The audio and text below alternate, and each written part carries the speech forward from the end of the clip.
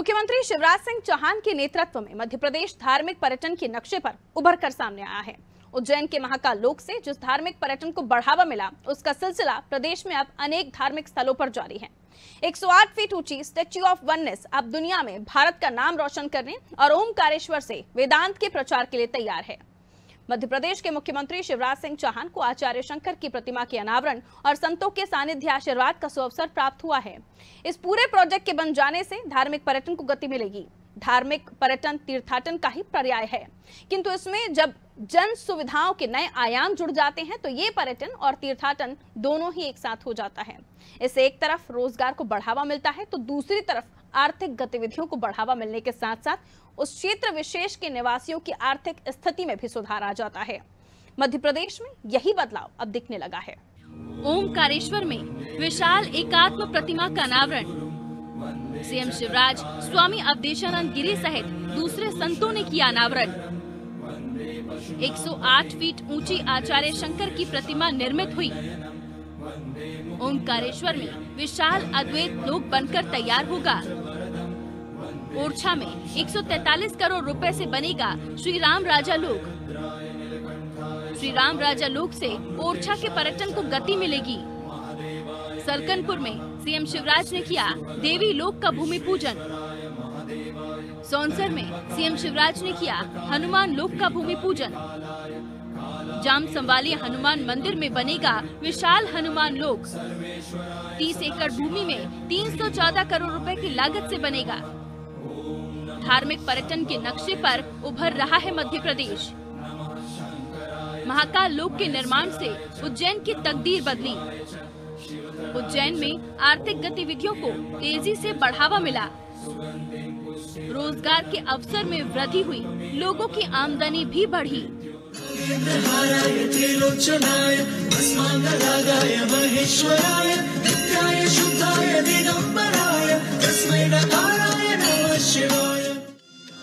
MP के ओमकारेश्वर में ओमकार पर्वत पर स्थापित की गई आदि गुरु शंकराचार्य की प्रतिमा का सीएम शिवराज सिंह चौहान ने स्वामी अवधेशानंद गिरी सहित दूसरे संतों की उपस्थिति में वैदिक मंत्रोच्चार के बीच अनावरण किया। सीएम एवं संत अस्थायी एलिवेटर से 75 फीट ऊपर पहुँचे।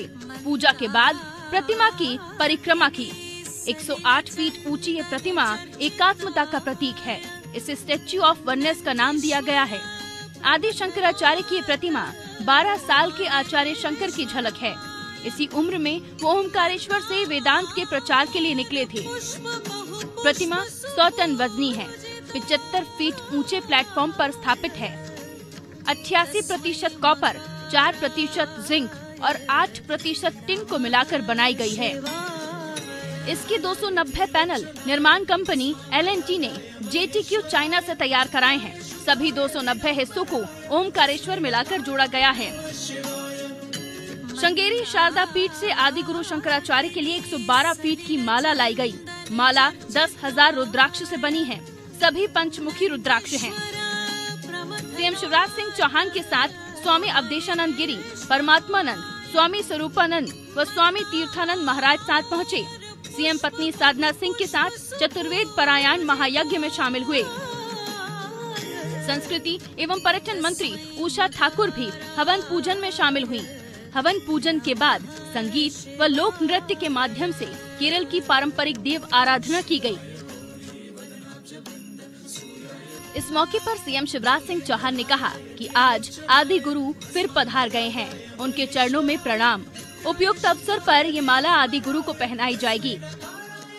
मुख्यमंत्री शिवराज सिंह चौहान ने कहा कि ओमकारेश्वर में आकार लेने जा रहे अद्वैत लोक से हर घर में अद्वैत दर्शन पहुंचेगा। ये पूरी दुनिया को शांति का संदेश देगा। मुख्यमंत्री ने कहा कि आचार्य शंकर सांस्कृतिक एकता न्यास में शिविरों के माध्यम से युवाओं को एकात्मता और मानव कल्याण के विचारों से जोड़ा जाता है। इस कार्य में संतों का मार्गदर्शन प्राप्त हुआ है।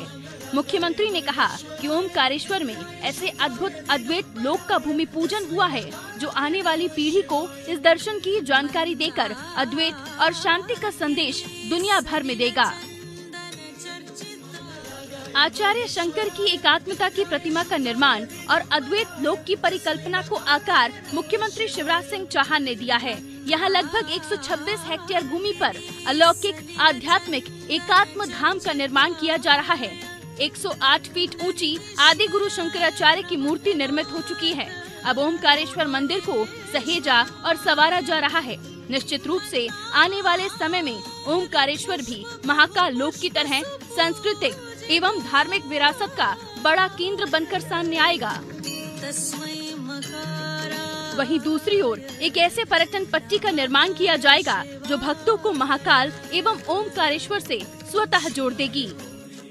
धार्मिक पर्यटन और तीर्थाटन ने महाकाल की नगरी उज्जैन की तस्वीर बदल कर रख दी है। अक्टूबर 2022 में प्रधानमंत्री नरेंद्र मोदी ने महाकाल लोक का शुभारंभ किया था। उसके बाद से ही महाकाल की नगरी सहित आसपास के क्षेत्रों में बढ़ा धार्मिक पर्यटन प्रदेश के विकास की नई इबारत लिख रहा है। महाकाल लोक से उज्जैन की अर्थव्यवस्था में लगातार उछाल आया है। रोजगार के नए अवसर उपलब्ध हुए हैं। इस अद्भुत संरचना ने उज्जैन की तस्वीर और तकदीर दोनों को बदल दिया है। एक साल में ही उज्जैन शहर में पंजीकृत ई रिक्शा की संख्या 10,000 के ऊपर पहुंच गई है। श्रद्धालुओं की बढ़ती संख्या से होटल कारोबार भी 7वें आसमान पर पहुंच गया है। शहर में 1500 से ज्यादा नई दुकानें खुल चुकी हैं। महाकाल लोक बनने के बाद सावन माह में आने वाले श्रद्धालुओं और दान के आंकड़ों ने रिकॉर्ड तोड़ दिया है। बाबा महाकाल के खजाने में केवल सावन माह के दौरान ही 200 करोड़ से अधिक रुपए जमा हुए हैं। श्री महाकाल लोक के निर्माण से पर्यटन और रोजगार में वृद्धि को देखते हुए सीएम शिवराज ने लगभग 360 करोड़ की लागत से 3 और लोक के निर्माण की घोषणा की है। इसमें सलकनपुर में श्री देवी महालोक, सागर में संत रविदास स्मारक, ओरछा में राम राजा लोक, चित्रकूट में दिव्य वनवासी राम लोक को भी पूर्ण स्वरूप दिया जाएगा। सलकनपुर देवी मंदिर में बनने वाले देवी लोक में 64 योगिनी और माता के 9 स्वरूपों की प्रतिमाएं स्थापित की जाएंगी। मुख्यमंत्री शिवराज सिंह चौहान ने मई माह में देवी लोक का भूमि पूजन किया था। वर्तमान में मंदिर में चल रहे विकास कार्यों में पार्किंग, दुकान निर्माण और तालाब सौंदर्यीकरण का कार्य लगभग 60% पूर्ण हो गए हैं। आगामी नवरात्र में मंदिर परिसर में भव्य कार्यक्रम किया जाएगा, जिसमें देवी लोक की परिकल्पना को श्रद्धालुओं के समक्ष रखा जाएगा। इसके बाद इस क्षेत्र में धार्मिक पर्यटन को बढ़ावा मिलेगा। प्रधानमंत्री नरेंद्र मोदी ने 12 अगस्त को मध्य प्रदेश में सागर के बड़तुमा में संत रविदास मंदिर स्मारक 11.29 एकड़ जमीन पर 100 करोड़ रुपए की लागत से बनाया जा रहा है। इसकी दीवारों पर संत रविदास के दोहे और शिक्षाएं उकेरी जाएंगी। पूरा प्रोजेक्ट नागर शैली में होगा। कला विथिका बनेगी। भक्त निवास के साथ कई अन्य चीजें भी बनेंगी। मुख्यमंत्री शिवराज सिंह चौहान ने ओरछा में श्री राम राजा लोक का भूमि पूजन भी किया है। 12 एकड़ क्षेत्र में 143 करोड़ 45 लाख रुपए की लागत से श्री राम राजा मंदिर परिसर विकसित किया जाएगा।